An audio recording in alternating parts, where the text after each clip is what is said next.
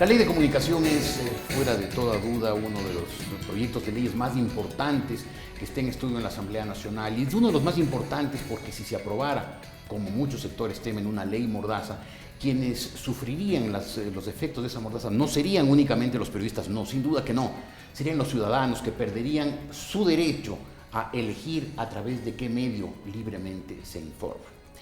Está aquí en la República.es el coronel Fausto Cobo. Él es miembro de la Comisión de Comunicación de la Asamblea Nacional. Comisión de Comunicación, coronel Cobo, que estaría bien decir que está en el limbo este momento después de que no llegaron el viernes a nada.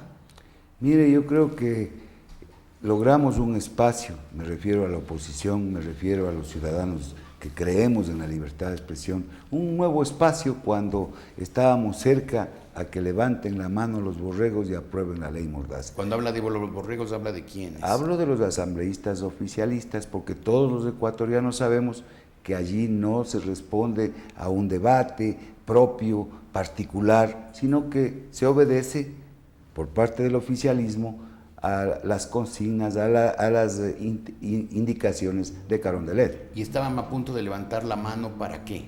Para aprobar en segundo debate la ley mordaza. ¿Mordaza? Claro. ¿No la ley de comunicación? Ley mordaza que tiene diferentes nombres calificativos. Pero esta sería una panchanazo. Ley mordaza. Claro, cuando usted, por ejemplo, en el Consejo de Comunicación pone a miembros del Ejecutivo, es obviamente que es el regulado y el regulador, y que sabemos todos que el presidente de la República públicamente le ha dicho al país que la prensa independiente es su enemigo. Entonces, bajo ese esquema, lo que intentan es amordazar a la ciudadanía para que no digamos lo que pensamos cuando tenemos opiniones diferentes al gobierno. ¿Qué pasó? ¿Qué pasará entonces? ¿En qué quedaron? Mire, en la exposición frente a la opinión pública de dos posiciones totalmente diferentes, el oficialismo está manejando un mensaje a la opinión pública diciéndole, miren, aquí hay bastantes coincidencias con la oposición y ya estamos llegando a acuerdos. Esta politiquería que están utilizando es justamente para, repito, desmovilizar a la oposición frente a la opinión pública.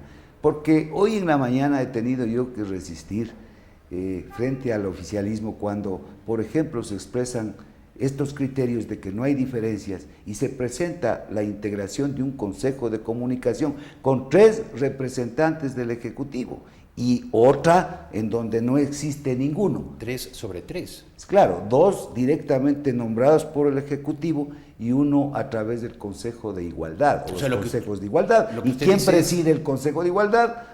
O el delegado del presidente.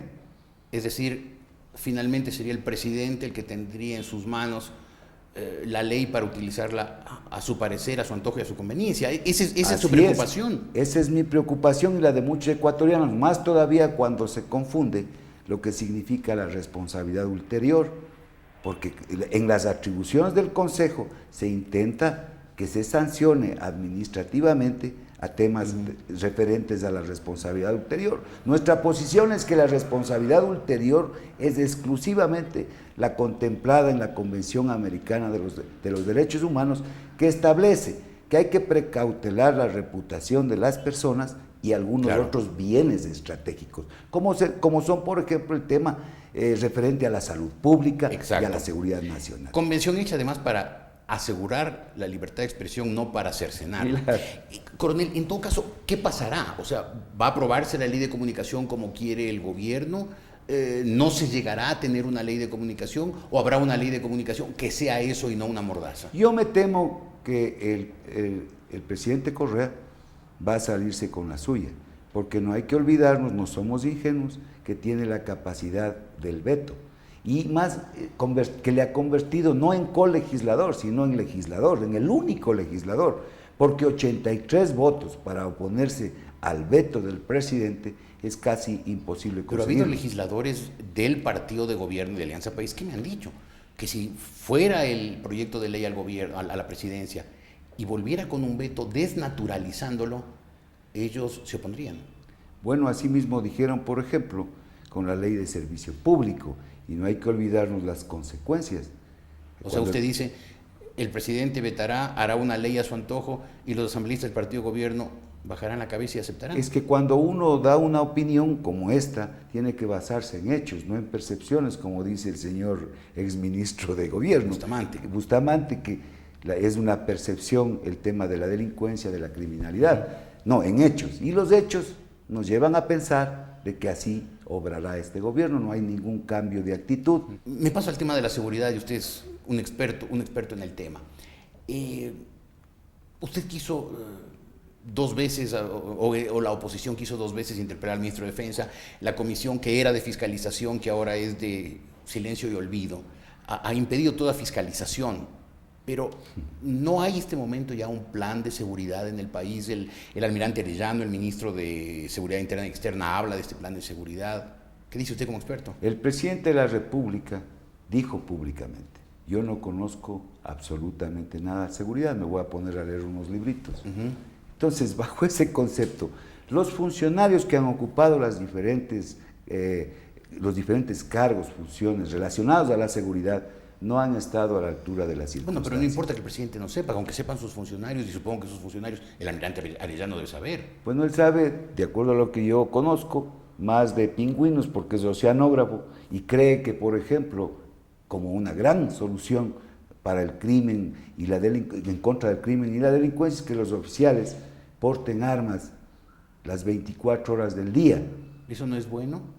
Bueno, pues entonces ya a este momento esos oficiales son blancos de la delincuencia, porque usando las armas fuera del servicio, nadie va a responder ni nadie va a proteger a esos oficiales cuando saquen la pistola y metan un tiro a alguien, o les roben el arma, y con esas mismas armas continúe la delincuencia fortaleciéndose. Esa no es, ya está recontraarmada, no necesita robarle una pistola a un capitán de navío. Y voy a hablar en términos estratégicos, ojalá el gobierno me escuche y trate de comprender.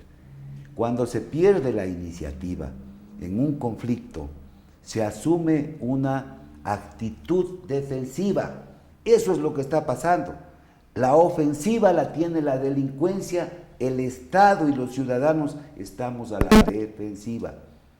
Es increíble. Y es porque no tienen un concepto integral de lo que es la seguridad. La seguridad es el conjunto de acciones políticas, económicas, sociales, tecnológicas, jurídicas, militares, policiales y de todo orden para neutralizar y eliminar los factores adversos, las presiones y las amenazas. No tienen esa concepción, por eso andan dando brincos por acá, medidas por acá, no atinan una. Esa ley de seguridad pública y del Estado, licenciado, es un mamotreto que les resultó ahora el boomerang para ellos mismos. El 30 de septiembre tuvieron que sacar a los militares en contra de la ley, porque ellos en la Constitución de la República dijeron que los militares no tienen que ver absolutamente nada en la seguridad interna. Y cuando se vieron frente al conflicto, tuvieron que pedir una reforma a la ley para poner nuevamente a los militares en condiciones de asumir tareas de seguridad interna. Pero más grave que eso, cuando presentaron esa reforma, e inclusive yo, como militar, porque tengo lealtad con las Fuerzas Armadas y para darles un marco legal y no estén indefensos frente a cualquier orden que tengan que cumplir, les apoyé. Pero mientras estábamos en ese tratamiento, sacaron a los militares y los utilizaron en Esmeraldas para poner explosivos en las maquinarias. Entonces tuvieron que decir, no voy a apoyar esto, porque estos señores van a utilizar a los militares como un arma represiva en contra de los propios ciudadanos. Esto es una debacle, no le atinan una sola acción de seguridad, que no solamente es policial, no solamente es militar, no se van a solucionar el problema sacando a los soldados con fusiles a perseguir delincuentes en un mercado, porque los soldados no van a disparar allí con un fusil, y eso sabe la delincuencia. Entonces se ríen de los soldados porque los soldados no tienen vehículos veloces, ágiles para perseguir a los delincuentes que salen en motos, tienen Hammers, tienen tanques de guerra. ¿Cómo? combatir a los militares. Hay que fortalecer la policía. No hay un Estado democrático en donde no haya policía para que ejerza la coerción legal, legítima, en contra de la delincuencia y el crimen organizado. Y cuando ésta se constituye en amenaza, entonces las Fuerzas Armadas intervienen, pero bajo estrictos indicativos que no le permitan excederse con el uso de la fuerza. Si es que o el gobierno que venga estableciera un plan integral de seguridad, que usted dice falta y este gobierno no lo ha hecho, ¿se podría en relativamente corto plazo reasumir el control, la iniciativa? ¿El Estado podría reasumir la iniciativa? Desde luego, pero para eso se necesita... ¿En relativamente corto plazo? Claro, porque a pesar de que los errores estratégicos cuesta mucho, tienen unas Fuerzas Armadas que han sido el ejemplo de este país, patrióticas, que pueden ayudar, muchos expertos en seguridad, pero no los permiten. Destruyeron la institucionalidad del país, pero también destruyeron, por ejemplo, al Servicio de Inteligencia Nacional, con el cuento de que están infiltrados de la CIA y que por allí y que por allá. Ahora, ¿quién está controlando eso? Los mismos militares. Los mismos militares, gracias a Dios, en algo están ayudando. Coronel Cobo, muchísimas gracias por haber estado hoy. A usted, licenciado, y muchas gracias por la invitación. A usted muchas gracias por haber aceptado. Coronel Fausto Cobo, asambleísta en la República.es.